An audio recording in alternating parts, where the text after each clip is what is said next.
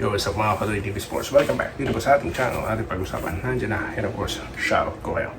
At ito po ang ating actual count ng subscribers. Kaya kung di pa po kayo kasali dyan, pa-click na lang ang subscribe button or follow sa Facebook. Okay? At sa mga existing followers and subscribers, palike na lang po. Okay, so yun na nga po ang ating topic. No? Sabi ko naman sa inyo, i-reserve ko ang aking comment patungkol po rito sa tinubog po ng sangkaterbang batikos yung pong trade proposal ng TNT dito nga po sa Titan, awaiting PBA approval daw. Alright, so hindi na po ito hinayaan pang makarating or aprubahan or desisyonan ng PBA. No deal na po, okay, itong taga-Titan. At sabi ko naman sa inyo, hanggat hindi pa po nako-confirm, no, wala pang approval, i-reserve ko ang aking comment. Pero this time, no need na. Okay, kasi nga po, kanina nag-live tayo, no, may mga nag-comment din po doon. Okay, tas may mga personalidad din, no, na nag-comment. Pero yan na po, hindi mangyayari ang trade na yan. Okay, dahil kung nagkataon para mong ipinalit, how to describe this? Louis Vuitton ipinalit mo sa bench. So parang ganoon di po ba? Pero hindi na po yan mangyayari. Okay? So awaiting po tayo kung may mga latest. Okay? So for now, wala pong trade. Okay? At next topic po natin is yung pong Meralco ahead ng laban nila ng Ginebra ba nagpalit. No, pinalitan po nila ang kanilang import na si Esther at ipinalit si Bamnato. Okay, so mukha talaga nagre-ready sila sa kanilang pangalawang salpukan, no? Dahil tatangkay nilang rumespak dito sa mga taga-barangay Ginebra. Okay, dahil nga po isang must-win situation for either of the team. At for sure, Ginebra will look to knock them down, no? Okay, kasi nga nagawa na nila yan. So for them, kung ako man ang Ginebra, definitely kakayanin ulit natin to. Pero sandali, napag-usapan po natin sa live kanina, ibang Meralco ito. Dahil ang dami po nilang players na hindi naglaro, di po ba? Mga key players yon. Katulad nga po ni Cancino, si Bongquinto, di po ba? Yun yung mga hindi nakalaro Tapos yung kanilang sentro, si Almazan. Alright? So, kung sila man po ay makabalik na, that will be a different Meralco this time. No, yung makakalaban na Jason Brickman din. So mga hindi po nakalaro yan, pag sila nakalaro, that will be a different Meralco. Pero sabi po ng ilang mga fans dyan ng barangay, kahit pa po kompleto sila, dudurugin daw Alright? Okay, so what are your thoughts? Let me know sa comment section mga boss. Okay? At yun po, tsaka na tayo maglalabas ng prediction. Kasi kinabukasan pa po dyan, no?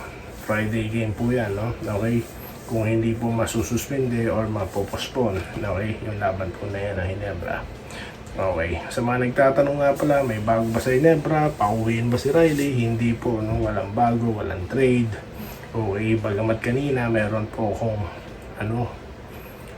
trade idea, no? Trade idea, hindi ito fake news kasi nabalitaan natin na hindi na masaya si Ginoong Lapot. Okay.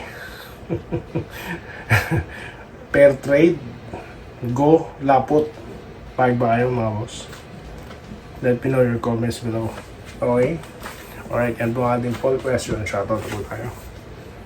Alright, maraming salamat po sa mga nag-participate kanina sa ating live, no?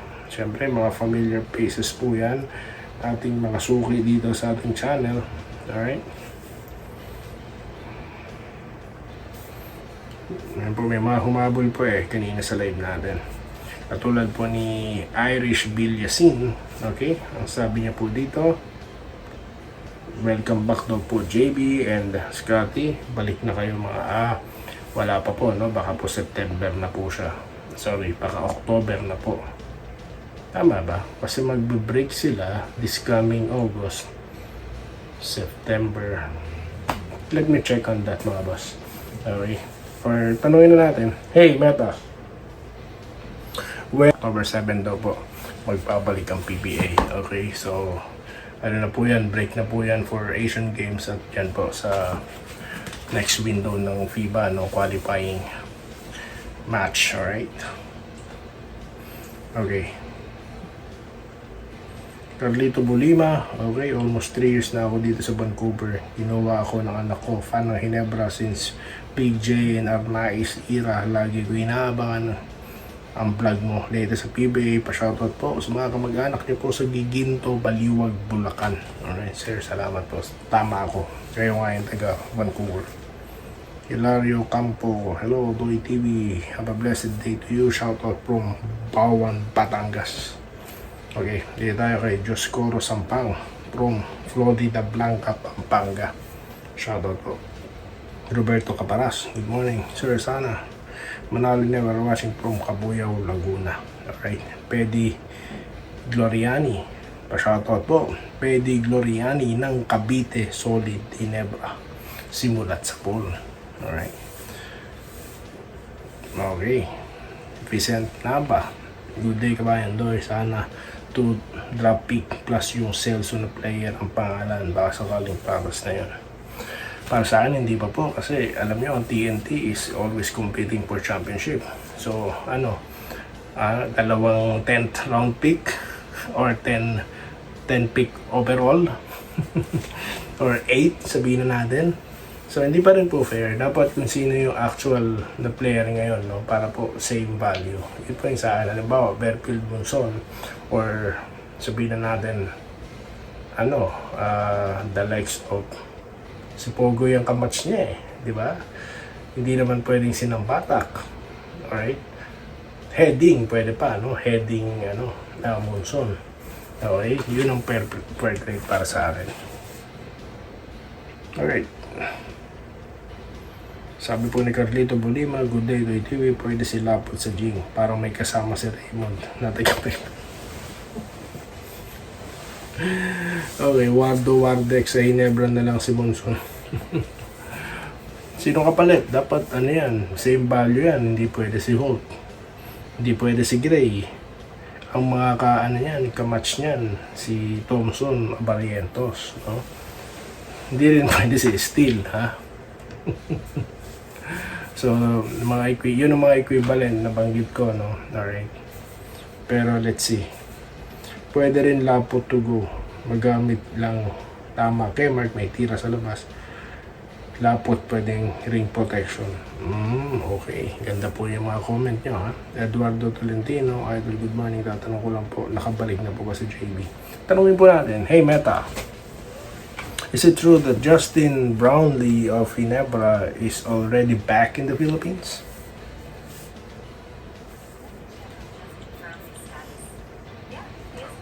He's back.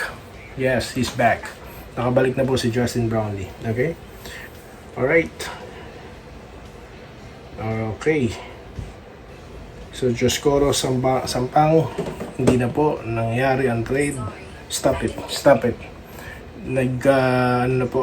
Nagdo-deal na po ang Titan. So yan po ang ating topic for today's video. Maraming salamat sa inyong panonood at magkita-kita tayo sa susunod na video content dito po sa ating channel, Doy TV Sports. Muli, maraming salamat mga boss. Stay safe guys. Salamat po sa panonood. Subscribe na para sa mga susunod na basketball at boxing videos.